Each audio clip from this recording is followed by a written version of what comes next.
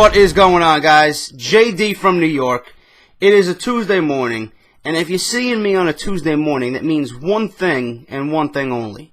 Monday Night Raw review for last night's show, the go-home show for this Sunday's Payback pay-per-view, May 26th, 2014. Last night took place live from Knoxville, Tennessee, and I am going to be completely honest with everyone watching me for this review. I honestly don't even feel like sitting in front of this camera, sitting in front of this microphone. I really don't even feel like doing it. And it's not because I don't want to talk to you guys and review Monday Night Raw. It's not because I don't, want to sit here and talk wrestling with you guys and give you my opinions and thoughts on everything. It's just that the WWE did absolutely nothing to get the viewer interested in watching Payback this Sunday. Nothing. Absolutely nothing. It did not even feel like a go-home show. Crowd was awful. I don't even know why they would host a Monday Night Raw go-home show for a pay-per-view in Knoxville, Tennessee. Crowd was awful. The crowd was awful all night. It looked like they were literally sitting on pins and needles all night. Nothing. Daniel Bryan barely got a reaction. Adam Rose got no reaction. The Shield barely got a reaction. Evolution barely got any heat. The Wyatt family got some decent reaction when they came out. It seemed like they were cheering Bray Wyatt and the rest of the Wyatt family. It seemed like they were, slightly booing Cena in the process. But all in all, the crowd was just dead for a go-home show. The crowd is what makes the show. I understand WWE for wanting to go all over the United States and take their brand and what they do all over the place. But, you really gotta sit down and think about where you're going, at what time you're gonna go to these cities, I don't mind the WWE goes to these nonchalant, non-wrestling cities, during something that's not important, but for a go-home show, you want some fucking excitement built up leading into the pay-per-view. The crowd was fucking awful. Everything that they did last night, the crowd just seemed like they didn't care. And I see that. It's just not fun. It's not fun to watch on TV. It's not fun for the viewer. Nothing. You pay money to go see a wrestling show, and you're just quiet. What was the last match last night? Sheamus versus Del Rio. Nothing. Sheamus comes out, barely anything. His music hits, barely anything. Usually you see, the kids, cheering and, people cheering. Nothing. You see just people sitting there. It's just a downer is the best way to put it, to watch on TV. It doesn't get me excited about anything. The only thing that the WWE did get me excited about last night was the fact that Daniel Bryan is still the WWE Champion. Seems like the WWE is still weighing their options on what they want to do with Daniel Bryan. Now, Daniel Bryan went about it the right way last night. He's, I don't give a fuck what anyone says. The man is entertaining to watch. The man has come into his own. He's worked very hard for what he has. His WrestleMania moment was the biggest moment in his professional career as a wrestler. And he mentioned that all last night. Why would he give up the WWE Championship after he worked so hard for it? He's getting the neck surgery so that he can defend the WWE Championship in the way it's meant to be defended. He's not going to throw that all away and just hand the belts over to Stephanie McMahon because she wants the satisfaction of Daniel Bryan admitting, listen, I can't handle this. I'm giving you back the titles. I did what I had to do, but I just can't handle the pressure. It's not what it is. And I'm glad the WWE is portraying that in Daniel Bryan. They finally moved away from the bullshit that was Kane. And making Daniel Bryan look weak and making Daniel Bryan look like a sissy. Now we know, Daniel Bryan last night, as a promo, said exactly what he needed to say. I worked too fucking hard for this. Without these people sitting here, I would not be standing right now with these belts over my shoulder.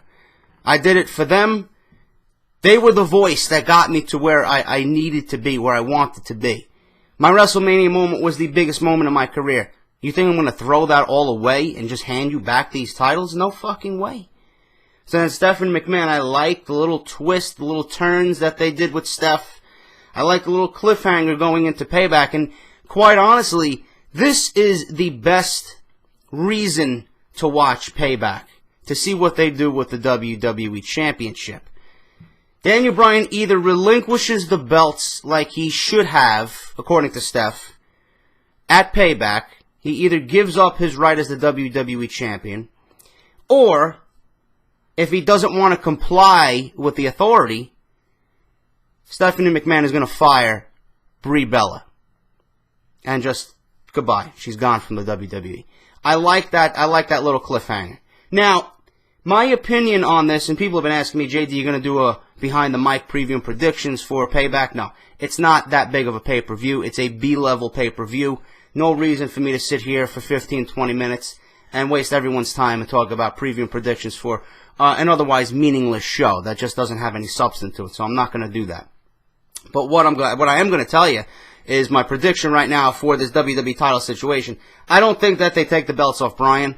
I don't think that they fire Brie Bella. I'm going to go out and make a bold prediction here and say that Vince McMahon comes back on WWE TV leading into the summer, and he's going to put a stop to this. There's no reason why Stephanie needs to be that much on a power trip and be blackballing Daniel Bryan. I do see some higher authority coming in to just settle this entire thing. Now, the rumors going around are saying that Daniel Bryan is going to be out towards SummerSlam, or till SummerSlam. Now, the WWE also, I'm reading rumors, this is, just take this with a grain of salt, that the WWE might not, if they do decide to take the belts off Bryan, might not crown a new WWE champion until Money in the Bank. They may put 6 or 7 guys in the Money in the Bank ladder match and make that match the new match to crown the WWE champion. I don't like that at all. If you're going to have that situation, if you're going to wait till Money in the Bank, if you're going to wait till that pay-per-view to crown a new champion, why don't you just keep the belts on Bryan? He's only got a little bit more to go after Money in the Bank to heal and to recover. Keep the belts on him if you're going to wait that long anyway. It doesn't make any sense to take it off of him. Daniel Bryan should be your WWE champion. I've been lobbying for CM Punk to come back for quite some time now. Everybody's telling me, JD, it's a pipe dream. Some guys out there want Punk to return. Some guys just don't care. Listen, I don't care about Punk anymore. I really don't. If he wants to stay retired, if he wants to bang AJ Lee every night, good for him. Good for him. He's got all the money in the world. He wants to live his life. He wants to relax. He wants to do what he wants to do. Let him do what he wants to do. I don't care.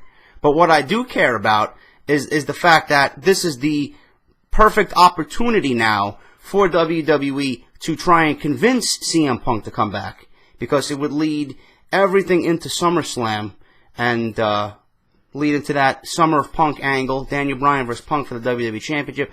Listen, Payback's in Chicago. There's always a possibility, even if it's a small decimal point of a possibility, CM Punk could return. Who knows? You never know what's going on. I would like to see it, make Punk the champion. Have him come back and, whatever. I don't know. Figure out a way. I got ideas flowing in my head. I don't want to talk about them right now, but, a lot of people say Punk don't deserve to come back. He doesn't deserve anything to do with the WWE Championship. Neither does anybody else. It's Bryan's title. It's Bryan's time. He's earned it. You're not going to take it off of him. Hope the WWE is smart enough to realize that.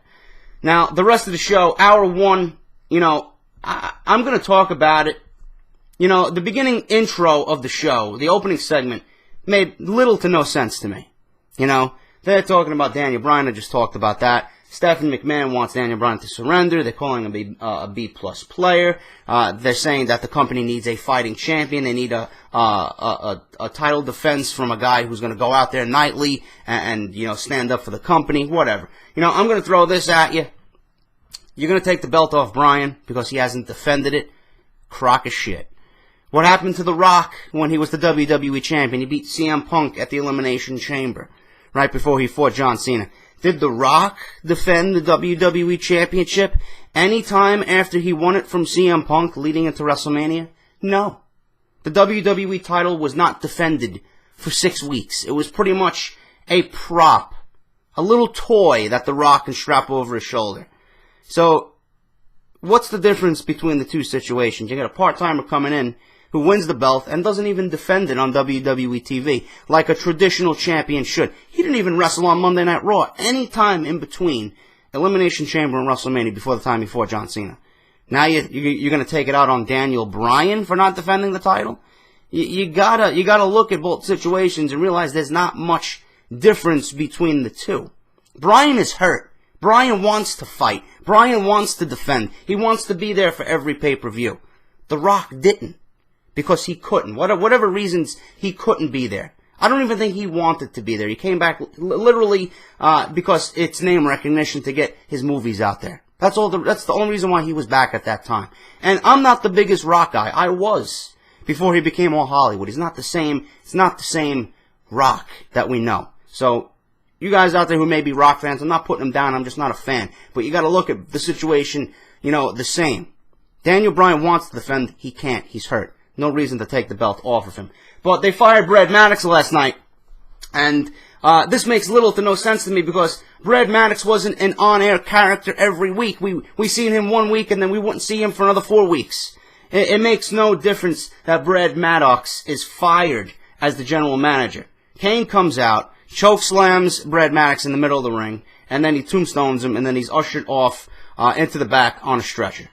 Big deal, Brad Maddox is fired because according to Triple H, he allowed the Shield down at ringside when Triple H wanted nobody down at ringside last week for Roman Reigns and Batista. All of a sudden, Triple H comes down and makes Randy Orton the timekeeper. Triple H is whatever he is down there, and then Brad Maddox allows the Shield to come down and make Dean Ambrose and Seth Rollins special commentators for the match. And apparently this, Triple H was upset about, and he fired Brad Maddox over it. Brad Maddox is lobbying that he was forced into the situation, that the Shield did what they want. They forced themselves down to ringside. Whatever the case may be, it makes no sense. They shouldn't have wasted 20 minutes on a show to fire Brad Maddox because he really wasn't that important of an on-air character. So, it did nothing for the viewer to get excited about. Who's Brad Maddox? Who cares? Who's going to be the new Raw GM? Who cares? The Raw GM plays no role at all. Vicky Guerrero wasn't the greatest Raw GM. I don't want to see anything to do with Vicky Guerrero again because she really wasn't that great at what she did. She was great at drawing heat, but she wasn't great as a GM. She didn't have that presence as a GM. Okay, that's just me. Brad Maddox, listen, he reminded me of a mini Bischoff. He reminded me of a mini Eric Bischoff, the way he looked. He could have been something, but the WWE didn't utilize him to his full potential as a GM. He never got comfortable with the role, so he's gone. So it really didn't make much sense to me. Cesaro versus RVD, decent match. Rob Van Dam is looking a little tired, in my honest opinion. He did put on a decent match, or one of the better matches last night on Monday Night Raw.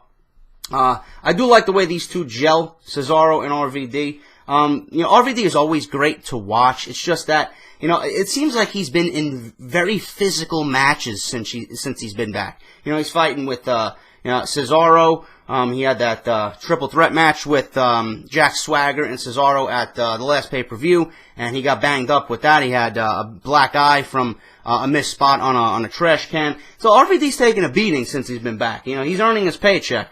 But Cesaro got the win here. The German suplex on RVD for the 1-2-3. After the match, Sheamus came down, brawls with Cesaro. Sheamus lays him out with a bro kick. Obviously, Cesaro is going to get his retaliation and his revenge later in the show. And I got my cat over to my left here, meowing at me because apparently she's hungry after I just fed her. I don't know. So if you guys hear it meowing in the background, just ignore it, okay? Eva Marie versus Summer Rae, absolute fucking garbage. Eva Marie, I said this on Twitter last night, pisses me the fuck off. It looks like she's getting ready to fucking shoot Playboy the way she comes out to the ring. She doesn't look like she's dressed to compete. She doesn't look like she's dressed as a WWE superstar. She comes down to the ring, and it's just cringing to me. It absolutely makes me cringe to see Eva Marie in a wrestling ring. She looks absolutely stiff. She doesn't know what the fuck she's doing. Eva Marie got the win here because Fandango came down, starts making out with Layla at the top of the stage. Summer's watching, gets upset. She throws a fit. Roll up by by Eva Marie, and she gets the win 1, 2, 3. Drew McIntyre vs. El Torito, absolutely fucking garbage. Has no place on my TV on a Monday night. I don't know what the fuck the WWE's thinking. Shit like that makes me embarrassed to be a wrestling fan. Really. I don't like watching it, and it's just, it's shouldn't be a part of the show. I have no other words to say. I wanna say derogatory things about this segment, but I'm gonna be a little bit calm and professional here, but that should not be on the fucking show. Plain and simple. I don't know what the WWE's thinking about that. Absolute waste of fucking time. Bray Wyatt comes down. Listen, I enjoy listening to Bray Wyatt. I'm going to be open ears and eyes when he comes out. But, there's just something about this feud I can't get into with John Cena. I just can't do it. How many times is he going to come out singing? He's got the whole world in his hands. End this fucking feud already. Last man standing. These are the kind of matches that blow off feuds. This match needs to be just squashed. Needs to be done. I don't think the WWE had any idea what they were doing after WrestleMania. I don't think they had any idea following WrestleMania where they wanted to go with these guys. They're just feuding for the sake of feuding. Now, I understand why they're feuding from a wrestling standpoint, but as a fan, I just don't get it. Yes, John Cena is the number one guy. Bray Wyatt is the one guy who calls himself a god, and he wants to take down the WWE Universe's idol. Yeah, I get that. But how do you build off that? That's the problem. The WWE didn't do a good job of building off that situation. They just didn't. It's been rinse and repeat every week. How many times are you going to come out and say the same shit about John Cena, but in a different context? How many times are you going to come out and start singing to the crowd? How many times is John Cena just going to sit there and just take all these bullets from Bray Wyatt and really not say anything? Last night he finally said something. Last night he just said, fuck this shit. I'm going to say what I need to say against Bray Wyatt. But they did throw a little curveball with this entire segment. And I enjoyed the fact that they involved Jerry Lawler. They involved JBL. I like that. It was different. Bray Wyatt finally showed some heel tactics by attacking the beloved Jerry Lawler and JBL. Obviously, Bray Wyatt's been cheered here. So it's kind of hard to decipher who's heel and who's face in this feud. You got Bray Wyatt coming out being cheered like a face every week. That's not what a heel is supposed to be. A heel is supposed to perform actions that makes the crowd hate him. They finally did that last night, or finally did something to, go into that. They attacked Jerry Lawler. They brought him into the ring. Luke Harper nearly decapitated JBL with a fucking lariat. And that promoted John Cena and the Usos to come out. Obviously, the Wyatts ended up retreating. JBL was, taken to the back. He came out a little bit later in the show. He was okay. Jerry Lawler was about to receive Sister Abigail. He wasn't really harmed. They were teasing that for a little bit. But John Cena and the Usos made the save, promoting the Wyatts to retreat. And then, obviously, John Cena says that Wyatt needs to be stopped. He says that Payback, it isn't about winning or losing. It's about being the last man standing. Cena says justice may be blind, but for Wyatt, Payback is a bitch. I did like Cena's whole intensity leading into this feud, the Payback match. That's what needed to be done. I like that segment. The segment really gets a thumbs up from me. They really did something different. I didn't expect them to involve Jerry Lawler and JBL. Nice little twist there. That segment was probably the best of the show for last night's Monday Night Raw. Zack Ryder versus Rusev. Zack Ryder was absolutely fucking squashed. I'm going to like this match if they do set it up for Payback. Big E makes the save. Rusev did not want to release the camel clutch. Big E comes down and makes the save. Finally, Rusev looked a little weak last night. Finally. But I did say on Twitter last night, Rusev really needs to start talking for himself. Lana is not going to make a feud intense and worth watching. Yeah, she's beautiful. She's great to look at. She's handling the managerial role great for Rusev.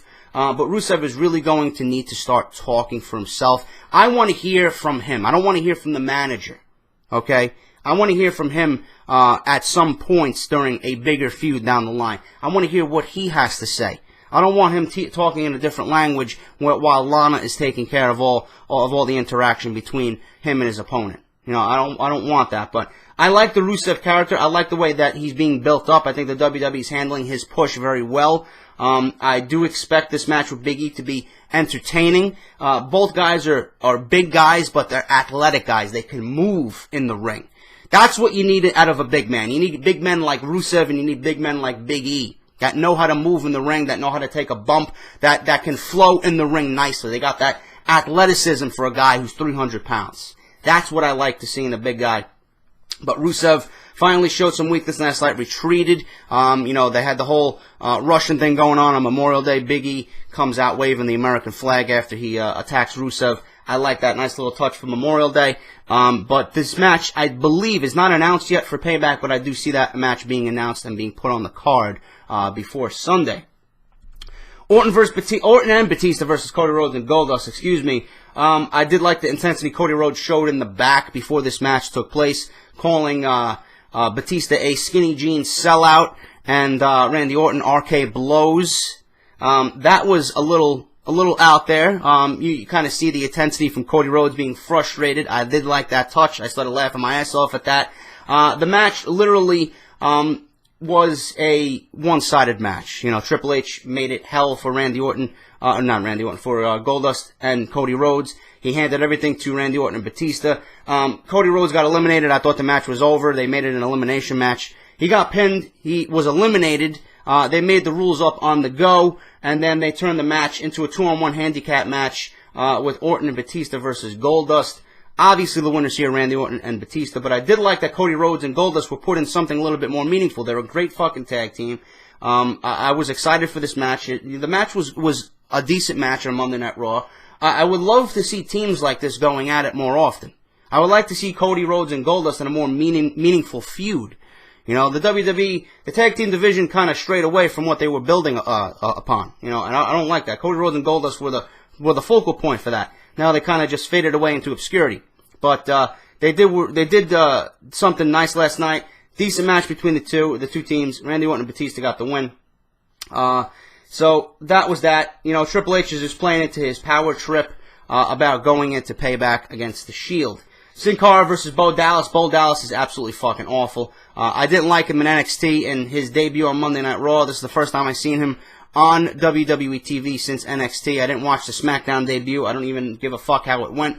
Bo Dallas is fucking awful. His mannerisms are awful. His character is awful. Decent in the ring. I'm not going to knock what he does in the ring, but he reminds me of a younger Bob Backlund. You know, when Bob Backlund was the whole crazy man looking in his hands, feuding with Bret Hart, and, you know, the whole politician Bob Backlund, and, you know, using big words that nobody understood. Bo Dallas reminds me of Bob Backlund, except he's not a politician and he's not using big words, but his mannerisms, you know, remind me of Bob Backlund back in the day. That's not a good thing. You know, there's no reason for you to, you know, be jogging around the ring and, you know, being inspirational in the way he's coming off. It's just, it doesn't do anything to me. You know, I'll tell you what. When I see a new character, I can tell you immediately if I'm going to like them or not. Bo Dallas is one of those guys I can tell you right off the bat I'm not going to like. You know, it just does nothing for me. I don't see this character getting over. It worked in NXT. It's not going to work here. That's just my honest opinion on Bo Dallas. Maybe I grow on him. Maybe I become a Bo Dallas and a Bo Lever later on in the future. Right now, I couldn't give two shits about Bo Dallas. What else? We got Alicia Fox versus Emma. I'm glad that Emma got the win here. Alicia Fox, you know, is throwing a fit at ringside. Everyone's saying on Twitter that they're enjoying it. I don't. You know, it's a nice little dynamic to Alicia Fox's character to build up yet another diva. She's decent in the ring. She's not bad to look at. But it is what it is. I'm not excited about it. I'm not excited about it. It is what it is. I do expect Paige to retain the Divas title at Payback. Damian Sandow versus Adam Rose, or I should say Davey Crockett. Absolutely fucking awful for Damian Sandow. I enjoy the Adam Rose character. Adam Rose gets the win. I'm expecting Adam Rose and Jack Swagger to be a physical match at Payback. I can't wait to actually see Adam Rose wrestle. You guys are going to be quite surprised. I've been catching up on my Leo Kruger matches back on NXT on YouTube. Adam Rose can wrestle. Adam Rose knows what he's doing. I like the character. It's fun. It's different. The theme song is great. It's actually my new ringtone on my iPhone. Damian Sandow comes out as Davy Crockett. For whatever reason, I don't know. I don't know who he pissed off. But this comedy shtick with Damian Sandow's got to go. And I told you already a few weeks back, Damian Sandow needs to go back to the blue robe, the white towel, and just speaking intelligent, making everyone look like a fucking retard. You know, when he's on the microphone. That's the Damian Sandow we need. This bullshit coming out dressed as a fucking, you know, he's got a fucking vest on, and he's got a raccoon hat on, Davy Crockett talking in an accent. Not really the Damian Sandow we want to see. You know, if you want to drive a WWE superstar out of the company, Damian Sandow is the poster boy for that. I don't know how he's handling this. I really know he's being a fucking great sport. But if that was me, I'd be gone. That's absolutely a waste of talent. That's fucking ridiculous. That has no place on my TV. Just like the fucking El Torito bullshit. Has no place on my TV. Adam Rose gets the win. Swagger and Adam Rose had a nice little intense battle after the match. So that's going to be a physical match, guys. Look forward to that. I'm looking forward to see Adam Rose progress as a WWE superstar. I'm a fan right now. I'm a rosebud. I'm not a lemon. So Adam Rose gets the win there. And then Jack Swagger and him have an intense brawl after the match. Sheamus versus Del Rio. Crowd was dead for this. How many times have we seen this before in the past? Absolutely not exciting. And listen, Del Rio's a great fucking wrestler. He's just got absolutely no personality. You know, it was a decent match. Sheamus is a decent in-ring talent. He always gives you 110%. He's just decent to watch in the ring. You know, I had absolutely nothing against Sheamus. Del Rio, the same thing. Great to watch in the ring. He knows what he's doing. He's just got no fucking substance to him. He's got no character. Sheamus gets the win here. Obviously, after the match, Cesaro comes out and stiff shots the fuck out of Sheamus. That's going to be an intense match. At Payback, I do expect Cesaro to win the United States Championship and become a United States Champion at Payback. And then, obviously, the contract signing. You know, there's really nothing to it. They signed the contract. They brawled, and I said this on Twitter. These contract signings make absolutely no sense. The match was official 3 weeks ago. Now they want to do an official contract signing, which only means one thing. During every contract signing, there's always someone going through a table. Evolution stands tall. The Shield got their asses kicked. Roman Reigns was triple powerbombed through the announce table, and Triple H used the sledgehammer on everyone there. He knocked out Roman Reigns. He knocked out Dean Ambrose. He knocked out Seth Rollins with the sledgehammer. Shield was laid out to waste. Evolution was standing victorious. Going into Payback, I do see the Shield winning because Batista's going away. Triple H more than likely is going away till SummerSlam. So this feud is about building the Shield. The Shield is going to get the victory. I do expect Roman Reigns to play a integral part in this elimination no-holds-barred match at Payback. I do see him being the #1 star in that match, building him up even more. Heading into the summer, I do expect the Shield to win, but the contract signing, nothing new, nothing original, the same shit. Someone went through a table. Evolution stands tall. Leading into Payback, they go off the air. That was your Monday Night Raw, guys. Really nothing excited to get me interested into the pay-per-view this Sunday. The only cliffhanger I see right now is Daniel Bryan and the WWE Championship situation. That's the only thing that I see, being a big talking point going into the pay-per-view. So we'll talk about that on Sunday. I got a live review and discussion coming on Sunday. I will fill you guys in on Off the Script. I got that coming on Sunday immediately following the pay-per-view. I'm going to be on Google Hangouts. I'm going to be on YouTube Live after the pay-per-view is over. We're going to discuss Payback, where I'm going to, answer your questions about the pay-per-view. Keep it to the pay-per-view only. You guys obviously can ask me anything you want, but I really want to keep it pay-per-view only. Alright, so I will fill you guys in on that. I'll tweet it out. If you guys are not following me on Twitter, links are down below, Facebook as well. But that is your Monday Night Raw review, guys. I'm going to actually hop in the shower real quick, and I'm going to go buy Watch Dogs out for the PS4 today. I'm going to try that shit out later today. So if you guys want, you leave your comments down below. Let me know what you thought about Monday Night Raw and Payback. Let me know if you agree with my opinions on today's review. And until then, guys, I'll see you on Off the Script Friday. Thank you for the support on Off the Script this weekend, guys. It was a very successful weekend for Off the Script. I'll be back on Friday with your news and rumors. Absolute best place for all your WWE needs right here on YouTube.com. I'll see you guys later. Take care and have a great day.